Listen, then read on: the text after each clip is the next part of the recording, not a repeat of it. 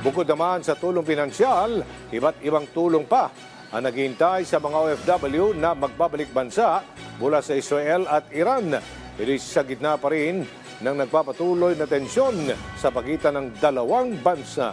Si Bien Manalo sa sentro ng balita. Bien.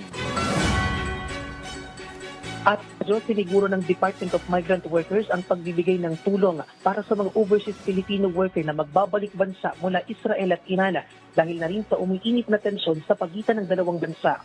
Bukod sa 150,000 pesos na tulong pinansyal mula sa TMW at OWA, makatatanggap din sila ng iba pang ayuda mula sa iba't ibang ahensya ng gobyerno gaya ng skills training, livelihood at medical assistance.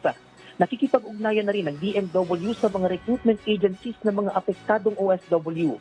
Sa pala ng DMW, mayroon ng 178 OFW sa Israel ang nagpahayag ng kanilang kagustuhan na ma-repatriate na.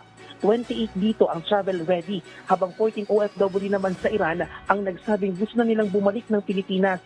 Ayon sa DMW, may mahigit 4,000 OFW na ang na-repatriate ng ahensya.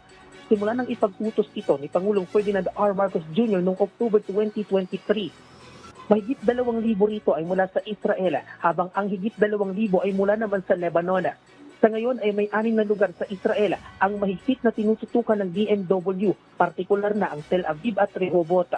Samantala, dumating sa Pilipinas ang mga OFW na stranded sa Dubai dahil pa rin sa nagpapatuloy na gulo roon. At inaasang darating naman sa bansa ngayong araw ang 4 na OFW mula sa 10 OFW na stranded naman sa Abu Dhabi. Aljo, nakatakda namang lumipad patungong Amman, Jordan bukas ang ilang opisyal ng DMW at isinauubayan na ng DMW sa Department of Foreign Affairs ang pagpapatupad ng mandatory repatriation.